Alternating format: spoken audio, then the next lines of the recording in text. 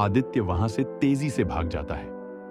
आदित्य के जाते ही सेनापति के चेहरे की मुस्कान गुस्से में बदल जाती है।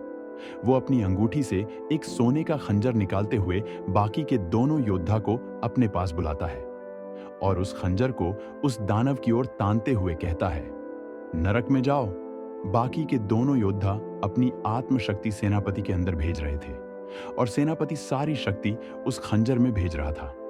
तभी वो खंजर चमकता है और उसमें से एक तेज रोशनी सीधा उनकी तरफ आ रहे उस दानव के शरीर को चीरती हुई चली जाती है। उस दानव के शरीर में एक बड़ा गड्ढा हो गया था। वो एक पल में ही मरकर जमीन पर गिर जाता है। ऐसे ही वहां पर भयंकर युद्ध चलता रहता है। कुछ घंटों बाद वहां सन्नाटा छा जाता है।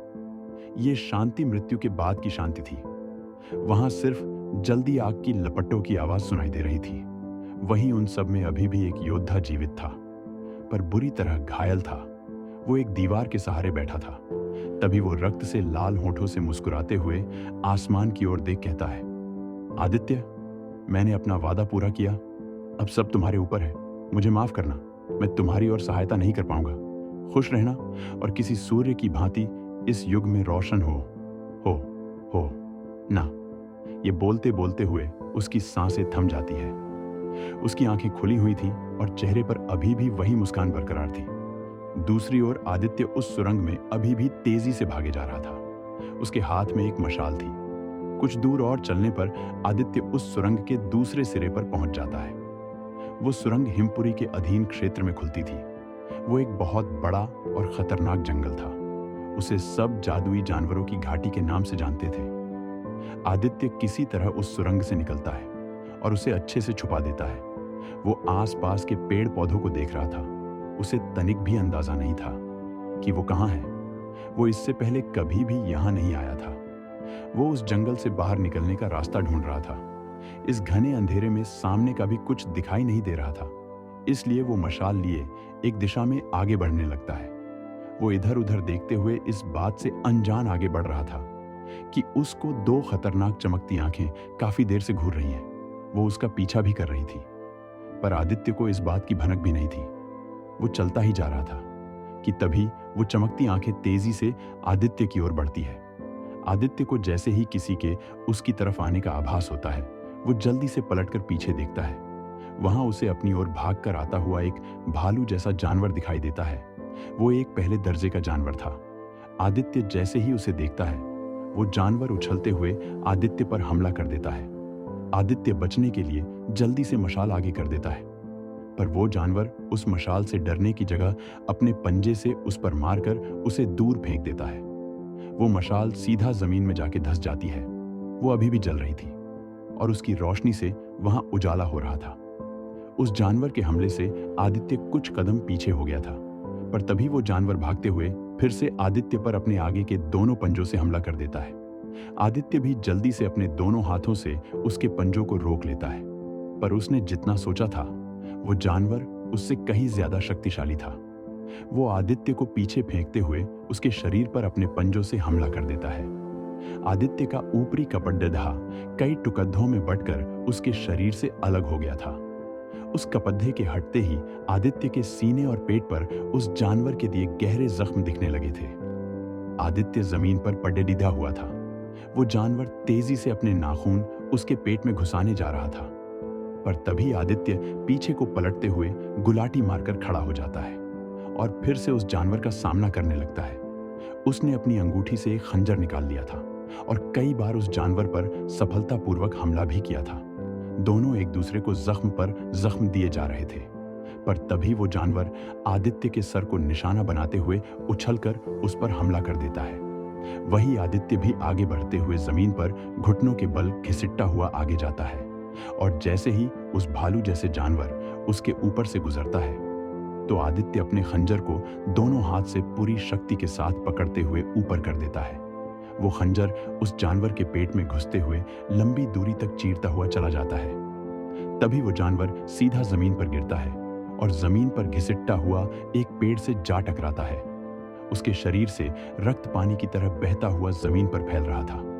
वहीं आदित्य जोर जोर से सांसें ले रहा था। उसके पेट, सीने और पीठ हर जगह गहरे जख्म थे। उसका शरीर लहूलुहान हुआ पड़ रहा था। आदित्य जैसे ही देखता है कि वो जानवर अब हिल नहीं रहा तो वो पीछे जमीन पर गिर जाता है और गहरी सांसें लेते हुए ऊपर आसमान में मौजूद तारों को देखने लगता है। आज एक रात में उसकी जिंदगी पूरी तरह बदल गई थी। उसका सब कुछ उससे छिन गया था। ये सब आदित्य के मन में चल रहा था। तभी वो अपनी किस्मत के इस खेल को देख जोर जोर से हंसने लगता है। उसकी हंसी में भी एक अजीब सा दर्द था जो कोई भी महसूस कर सकता था। वो हंस तो रहा था पर उसके चेहरे पर उदासी थी और आंखों में हल्की नमी थी। उसकी आंखों में मौजूद नमी आंसू बन के बाहर आना चाहते थे, पर वो आंसुओं को आने नहीं देना चाहता था। इस सब में उसका ध्यान उस जानवर पर नहीं गया था। उस जानवर का काफी रक्त बह गया था, पर वो अभी भी जीवित था। तभी वो उठते हुए धीरे कदमों के साथ आदित्य की ओर बढ़ता है और मौका मिलते ही उछलकर आदित्य पर हमला कर देता है। जैसे ही वो उछलता है तो आदित्य उसे देख लेता है, पर वो कुछ करता उससे पहले ही वो देखता है कि एक उसकी ही उम्र का लड़का वहीं मौजूद पेड़ से कूदते हुए एक मोटी और नोकीली लकड़ी के टुकड़े को पकड़ते हुए उस जानवर के ऊपर कूदता है और उस लकड़ी के टुकड़े को उसके सर में घुसाते हुए गर्दन के आर पार कर देता है।